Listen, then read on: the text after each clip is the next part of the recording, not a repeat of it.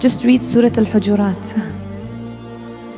Allah subhanahu wa ta'ala makes it forbidden to backbite. But why is backbiting forbidden? It's not physically hurting anyone. Because it hurts your feelings, right?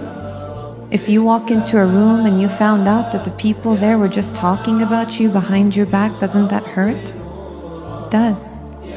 Allah subhanahu wa ta'ala also forbids us from calling each other insulting names.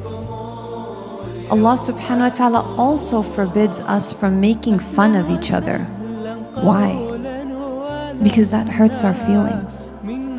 And so I want to share with you a hadith of the Prophet sallallahu alaihi wasallam. If there are 3 people sitting in a gathering, 2 people should not whisper and exclude the 3rd person. And so the companions of the Prophet sallallahu alaihi wasallam were a little confused. Like, if we're sitting together, why can't I whisper with my friend?